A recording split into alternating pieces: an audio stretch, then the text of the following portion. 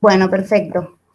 A ver, bueno, Héctor, eres el conejillo de Indias porque eres el primero que vamos a entrevistar en esta sección. Así que lo sentimos si hacemos algo fuera de... si nos ponemos más nerviosos, seguimos más el guión. Yo lo tengo aquí delante, pero la idea es que sea fluido, que no sea como yo te pregunto algo, tú me dices y ya está. Vale. Queremos que todas las entrevistas empiecen con una misma pregunta, que todo el mundo nos conteste en común, que no tiene nada que ver con el sindicato, ni con la igualdad, ni con nada, pero que sí siga la misma dinámica porque nos parece interesante. Entonces, la pregunta que te vamos... Bueno, pregunta, tienes que terminar la frase. ¿Qué sería del mundo sin...?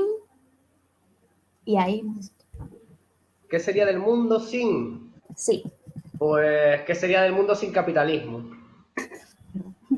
Buena respuesta. Esta es la gracia, la diversidad de respuestas que seguro que tendremos. Ahora te sigo con las preguntas, que tengo dos preguntitas personales y luego ya si son más dentro de UGT. Vale. Una persona que te inspire, puede ser una persona cercana o una persona... Una persona que me inspire, pues Sí. Karl Marx. Mira, después de decir lo del capitalismo. Sí, tiene mucho que ver. Date cuenta de que Marx, el marxismo y la... Por eso. teorizaba sobre la lucha de clases, tiene mucho Exacto, que ver. Bueno, exacto, tiene sí, mucho que sí. ver, no, tiene todo que ver con el origen de Por los eso, por sindicatos. eso. Y luego hay una aquí que a ver si me explico bien. Como cuál es tu rincón de paz. Algo que simbolice o algo que para ti sea un momento bueno o una persona que para ti sea esa tranquilidad. No sé si me expliqué Sí. bien. Bueno, mi rincón de paz es sin duda La Palma. Yo soy palmero y cuando yo voy muy a menudo a la isla, intento ir como mínimo una vez al mes. A veces no puedo ir una vez al mes, voy un poco más espaciado y hay meses que voy 2 y 3 veces, ¿no?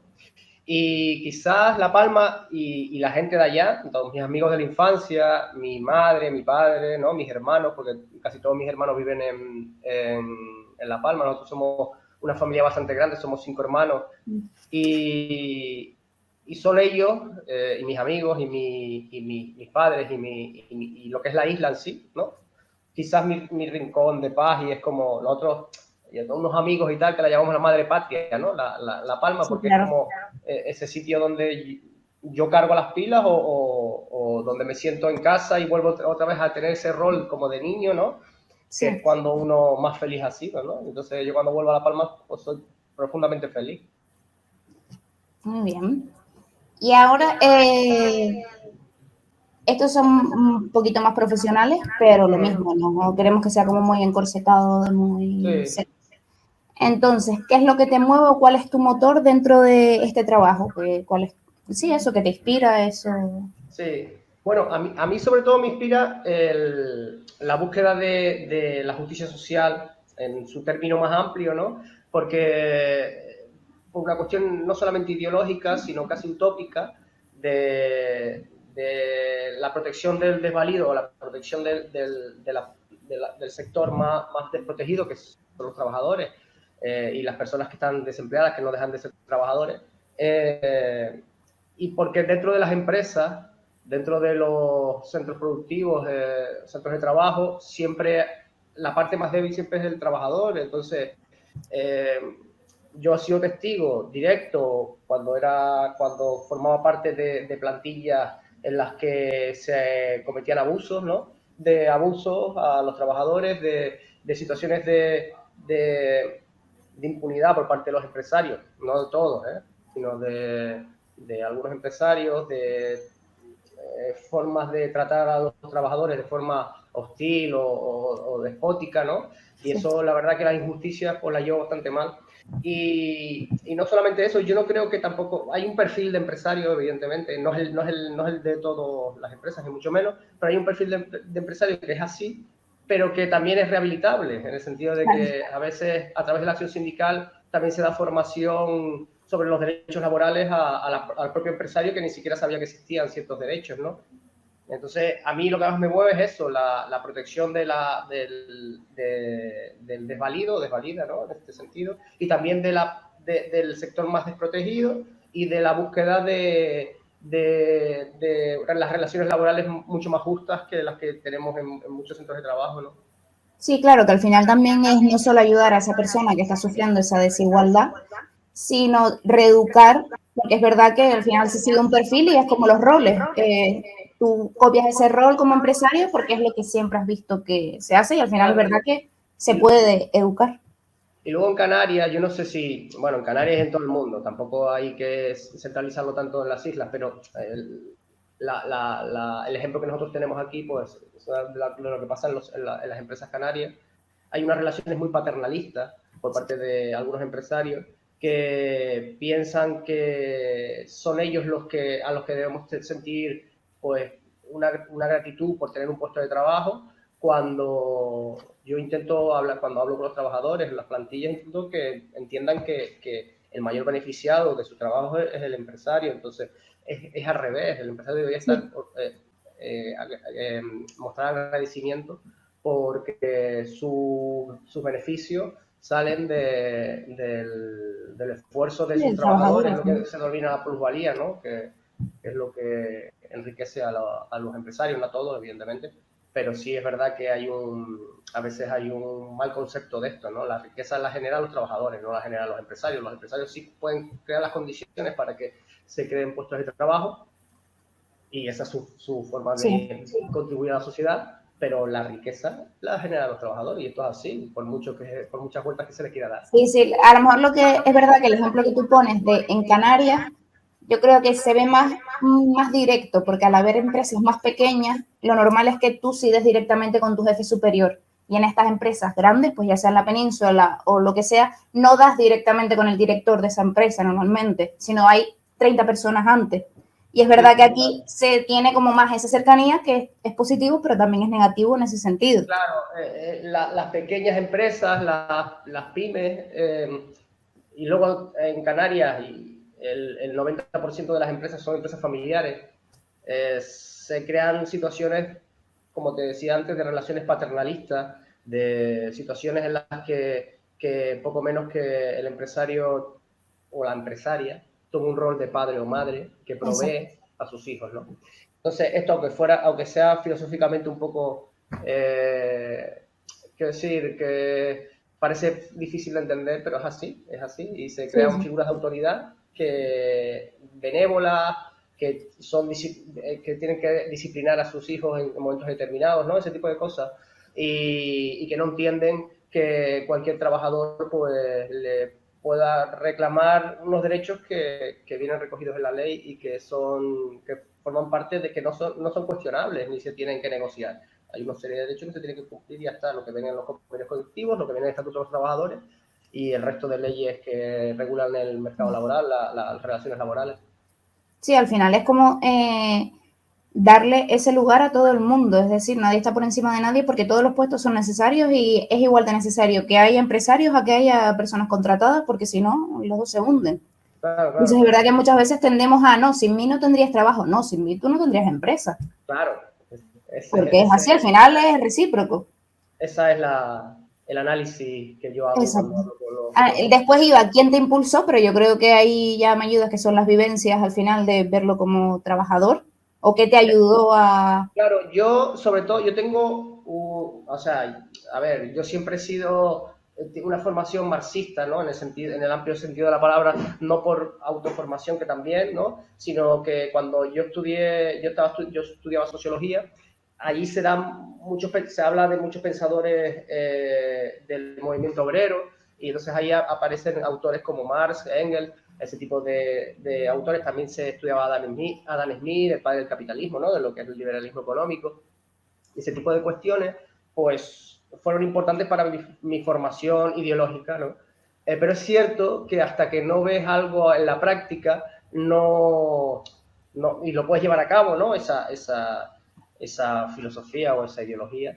Y a mí ocurrió cuando yo trabajaba en la Gaceta de Canarias, un periódico que dejó de pagarnos durante varios meses. Nosotros teníamos que seguir yendo a trabajar porque si no perdíamos pues el derecho al cobro de esas cantidades porque ya estábamos en un proceso concursal. Y claro, sufrimos huelgas, bueno, convocamos huelgas, hubo un conflicto laboral Y ahí el único sindicato que apareció, también por nuestro desconocimiento, porque los sindicatos no están en todas partes, quiero decir que tienes que ir tú también a decirle, oye, mira, hay un conflicto en mi empresa, ¿no? Sí. Y nosotros, pues, el sindicato que en ese momento estaba más cercano a nosotros, en ese momento era un sindicato gremial, un sindicato profesional que se llamaba UPC y sigue existiendo, aunque ya apenas tiene representación, que se denominaba la Unión de Profesionales de la Comunicación de Canarias. Era un sindicato dedicado al periodismo. Yo siempre he seguido mi formación, mi desarrollo profesional a través en el periodismo, y en la Gaceta yo llevaba la sección de sucesos y tribunales. Y bueno, el dueño de la empresa, que fue en la época del pelotazo urbanístico, era un constructor. Y cuando pinchó la burbuja, también afectó, pues, a las empresas paralelas que teníamos, claro, vinculadas y tal, y una de ellas era la Gaceta de Canarias, que había hecho un desembolso importante para modernizar el periódico. Y yo estaba en la antigua época y nos quedamos en la nueva época cuando lo compró este empresario. Y bueno, dejó de pagarnos, hubo un conflicto, fue una huelga muy cruda, que generó mucho conflicto laboral. Y bueno, el sindicato respondió, al final cobramos todas las cantidades que nos debían, salimos bien de esa empresa en el sentido de que, bueno, la empresa cerró, que eso es un drama para cualquier trabajador, pero bueno, salimos con nuestro derecho a paro, con nuestra indemnización que la cobramos después del Fondo de Garantía Salarial.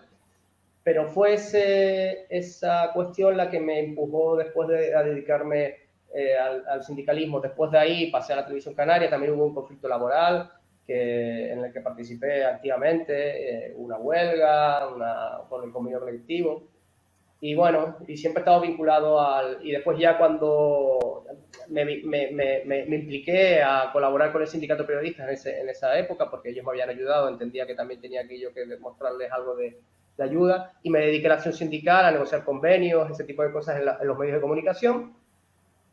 Y después ya me pasé a la UGT, porque entendía que el paso siguiente era pasar a un sindicato de clase, un sindicato amplio que tuviera una estructura sólida para defender a la clase trabajadora, lejos de la defensa sectorial o de defensa gremial simplemente, sino una defensa global del trabajador por ser trabajador, no por pertenecer a un sector determinado o a un colectivo determinado. Vale. Aquí me contestaste ya a un par de preguntas. Porque ya me contestaste más o menos a por qué UGT. Bueno, te puedo profundizar más sobre eso. No, quería preguntarte una que luego podemos enlazarla con esa. Vale. ¿Cuándo nace tu interés por los temas sociales? Porque por lo que me cuentas es bastante pronto. Entiendo que... Pero cuéntame. Yo desde niño me preocupaba bastante por la cuestión política, en el sentido de leía mucho y de autores tanto de derechas como de izquierda, y me fui haciendo fui creando, pues, una formación dentro de mí, una formación ideológica que se consolida en la época universitaria, que es cuando tomo contacto con ciertos autores que me hacen ver la realidad como la que es, que de hecho autores como Engels o como Karl Marx son autores que son profundamente realistas y te muestran la realidad tal como tal como funciona, y tiene un método que es el método científico para intentar, pues, ver que la realidad funciona de una forma concreta, que tiene que ver mucho con la lucha de clases, y que tiene que ver mucho con las relaciones de poder de clases o castas determinadas con respecto a... que era más fácil verlo en la época de la Revolución Industrial, por ejemplo, que cuando nacen estos autores también empiezan a teorizar sobre los movimientos obreros, porque era mucho más fácil ver las diferencias de clases. Ahora es verdad que por medio también de los medios de comunicación, la forma de convertir de crear una cosa que es ficticia, que se llama clase media, que no existe, que simplemente seguimos siendo explotadores y explotados, ¿no? En el sentido de que siga habiendo clase trabajadora y los dueños de los medios de producción, que esto no ha cambiado, no ha variado absolutamente nada, pero es verdad que con el avance del estado de bienestar ha habido pues, esas diferencias son más sutiles o nos han hecho creer que son más sutiles porque podemos acceder a comprar una casa, a comprar un coche, ese tipo de bienes, endeudándonos, porque probablemente hay muy pocas personas que puedan comprar un coche o una casa de manera así a toda la teja, ¿no? Sino endeudándose. Pero como nos han hecho acceder a esos bienes, aunque después tengamos toda la vida que pagarlo, han creado pues esa tendencia a creer que hay una clase media que es diferente a la clase trabajadora. Pero como las cosas no han cambiado, sigue más o menos esto sigue siendo más o menos lo mismo. Esa preocupación social para mí, ¿no? Y aparte, otra de las cuestiones que me llevaron a dedicarme al sindicalismo o a tener ese alma sindicalista es sin duda que tiene un efecto práctico. Es decir, nuestra lucha en las empresas, en los sectores, tiene un efecto práctico en la vida de la gente. Entonces, por ejemplo, para mí firmar un convenio que suponga un incremento salarial o un incremento de derechos sociales o un aumento de los días de vacaciones, cuestiones básicas para la vida de cada uno, eso para mí es una satisfacción y es ahí donde yo logro pues que el trabajo que realizo, que no solamente por una cuestión de conciencia obrera que tengo yo o de posicionamiento en el mundo de acción social o de acción sindical, sino que además tiene un efecto directo en la vida de las personas y por tanto esa es quizás el pago que yo recibo por todo esto. Sí, que al final no es tan utópico como, ay, quiero cambiar cosas, sino que de verdad, aunque sea poco a poco, sí ves los resultados de esos cambios o de esa implicación que llegas por el camino. El sindicalismo o el movimiento obrero, que en su nacimiento, cuando surge, son movimientos revolucionarios, porque cuando surge son revolucionarios que pretenden cambiar el status quo. En su foro interno, el objetivo del sindicato o de cualquier sindicato de clase es cambiar la sociedad, en el sentido de que dejen de haber explotadores y explotados y que los trabajadores lograr la emancipación total de la clase obrera. Pero mientras en ese proceso entramos a lo que es la acción sindical dentro de las empresas y tenemos que ir conquistando espacios poco a poco. Espacios que a veces se pierden y después tenemos que volver a reconquistar, pero en términos generales creo que si no existieran los sindicatos, las condiciones de trabajo, las condiciones de vida de la gente serían mucho, mucho peor. Sí, a ver, al final es como el compañero y yo que estamos en la oficina de igualdad, que es como, no podemos cambiar todas las desigualdades desde hoy para mañana, pero cada vez que terminas un plan de igualdad, tú dices, ya estoy haciendo algo. Claro, poco a poco estoy consiguiendo, o sea, que ves esos resultados un poco más cercanos y no tan lejos, y es verdad que eso se aplica a todos los ámbitos. Claro, date cuenta de que en las empresas donde no hay, en las empresas donde no había planes de igualdad ni ninguna regulación al respecto, lo que ustedes hacen para nosotros es, vamos, un orgullo porque son cuestiones que a nosotros era muy difícil entrar en las empresas para establecer estos planes de igualdad. El hecho de que se haya regularizado también nos deja la puerta abierta y que haya gente que esté técnicamente formada para desarrollarlo, para nosotros es un lujo, porque claro, nosotros no estábamos preparados, los que negociábamos los convenios habitualmente, cuando nos planteaban planes de igualdad o queríamos meter algo de igualdad, metíamos algunos artículos, claro, porque no estábamos preparados técnicamente, pero ahora también y los propios empresarios tampoco, los negociadores de la empresa tampoco estaban preparados para eso. Sí es normal que muchas veces se disculpan y es como, a ver, que es normal, que no todo el mundo, porque incluso a nosotros estamos muy sensibilizados y siempre se nos escapan cosas o nos sorprenden cosas o en nuestro día a día hacemos cosas que a lo mejor no van con lo que deberíamos hacer, pero es verdad que poco a poco y al final es bonito el hecho de ver que un sindicato, que es algo que lleva tantos años instaurado, sea capaz de adaptarse a las nuevas necesidades, o sea capaz de tener esa capacidad de análisis de decir, vale, nos preocupa todo esto, pero también hay más desigualdades y están habiendo más discriminaciones, no solo esta. Claro. y luego que nacen nuevas formas de desigualdad y de Exacto, discriminación sí. que no estaban Desgracia. contempladas en el pasado, ¿no? También, igual que pasa en los casos en casos de acoso laboral, que antes habían herramientas, el acoso laboral siempre ha existido, o el acoso sexual, o el acoso de distinta índole a nivel en el colegio, el bullying, esto que se denomina ahora bullying, ¿no? Pues el acoso escolar, pero ahora hay nuevas herramientas que permiten un acoso más moderno, por llamarlo de alguna manera, que claro, que esas fórmulas no existían antes y que ahora hay que intentar paliarlas o combatir contra ellas a través Adaptarse, de ¿no? la tecnología también. Te iba a decir, esto lo sé, pero la gente que lo vea no lo va a saber. Entonces, ¿dónde estás ubicado?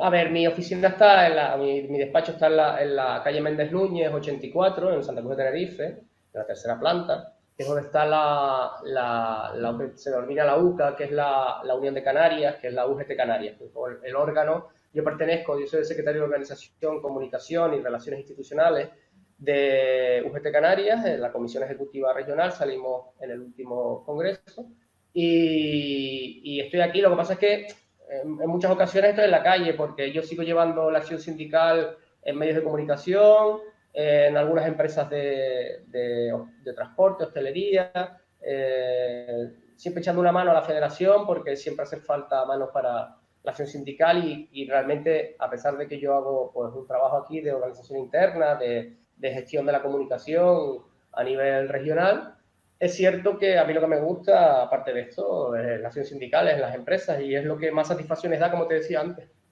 Sí, claro, moverse en la calle y al final el pie y el boca a boca es lo que más hace. Y como no verse tan lejano, que es lo que hablábamos antes con el empresario, sino que yo soy una persona igual que tú y no, Claro, o sea, y luchamos por lo mismo.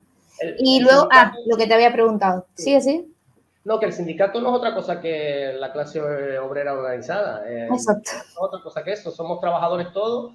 Yo pertenezco a una empresa de comunicación, a una agencia de comunicación, de publicidad, que ahora estoy en excedencia, pero nosotros somos trabajadores que nuestro tiempo, a través de las horas sindicales, a través de las liberaciones institucionales, se lo dedicamos a la estructura del sindicato para lograr avances en las empresas y en los sectores.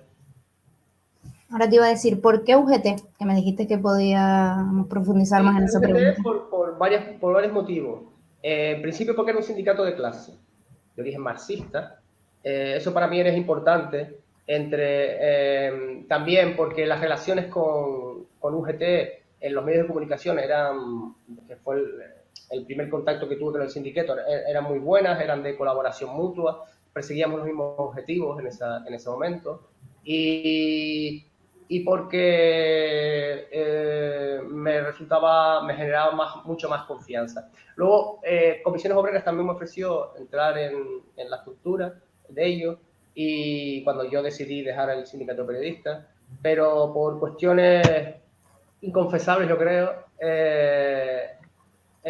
no le rechacé esa decisión porque no me gustaba, que te digo, en esa época y en ese sector, en el sector de la comunicación. Sí, al final es algo que te llena el 100%. No me y si gustaba no vas... cómo trabajaba en ese momento.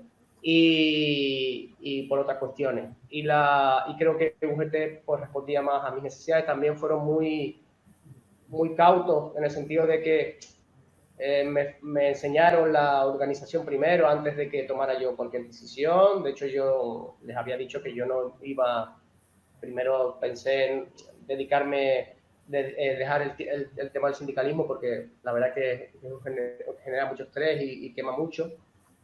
Y pensé en dejarlo todo, pero cuadró fue en el congreso que se celebró en Santa Brígida, que fue cuando salió elegido Gustavo Santana de secretario general. Fue ahí cuando me invitaron al congreso a verlo. Me gustó cómo funcionaban, lo que es todo el ritual, todas esas cosas que son muy simbólicas, pero que son importantes también porque nosotros también tenemos nuestros símbolos y nuestra como alimentando un poco la ideología, ¿no? Y la fuerza que tenemos como estructura, como organización. Y bueno, después entré en la Federación de Servicios Móviles de Consumo, me dedicaba al sector de la comunicación y después después ya pasé a llevar la comunicación del sindicato a nivel técnico y después ya a partir de ahí pues entré en la gestora. Bueno, yo entré cuando poco antes que Gustavo Santana dimitiera porque entraba en el gobierno, me ofrecieron entrar a la Secretaría de Organización, pero cuando él dimitió, pues directamente se pasó a crear una gestora y me quedé en la gestora hasta que en el primer congreso donde salí fue el de noviembre y bueno, ya aquí sigo. Muy bien. Pues estas son todas las preguntitas así que tenía dentro del perfil. Ahora te explica mi compañero José cómo terminamos la entrevista y nada, ha sido un placer. Igual. Bueno, Héctor, a ver, primero que nada voy a hacer un pequeño resumen porque destacaría dos cosas. Hemos estado hablando como de muchas teorías y eso al final siempre es educación y luego al final también hemos nombrado mucho la parte de las necesidades, ¿no? Entonces iría un poco ahí a hacer un pequeño resumen sobre al final la educación que tenemos es la que nos ayuda a cuando tenemos una necesidad actuar de una manera o de otra. Pero bueno, mi función desde dentro va a ser preguntarle a la persona que entrevistamos por una pregunta que hacer a la siguiente persona que vamos a entrevistar. En este caso, Héctor, te ha tocado ser el primero, así que no hay pregunta para ti, te salvas. Pero sí que nos gustaría preguntarte qué le preguntarías a la siguiente persona que vamos a entrevistar. Vale, yo aunque creo que en la entrevista la entrevista que me hicieron, creo que me lo mencionaba, no sé si la tenían ya preparada para la siguiente, pero yo tenía una preparada para la siguiente persona, que es qué personaje histórico, desde su punto de vista, es el más importante. Vale, bueno, pues la recogemos. Yo creo que es muy buena y muy interesante. Y va a dar bastante de qué hablar porque o lo tienes claro, yo creo que te deja ahí reflexionando un momento, así que lo dejamos apuntado para nuestra siguiente entrevista. Pues perfecto, nos despedimos ya. Y nada, muchas gracias. Muchas gracias por la iniciativa, me parece muy interesante y bueno, yo también agradezco porque no sé si lo saben, supongo que la Secretaría de Igualdad se lo traslada, pero en todas las ejecutivas que tenemos ponemos muy en valor el trabajo que están realizando ustedes desde la Oficina Técnica de Igualdad. Muchas gracias. Porque nos parece un lujo contar con ustedes, gente muy formada en este tema, y porque somos referentes todos a nivel, nosotros estamos en la calle y nos dicen que somos un referente en las empresas por el trabajo que estamos realizando, así que yo también quiero darles las gracias a ustedes. Bueno, pues muchísimas gracias y nada, a seguir luchando todos por nuestros caminos. Así es. Pues un placer. Igualmente, chaito. Gracias por tu tiempo, Héctor. Hasta luego. Bueno. Chao.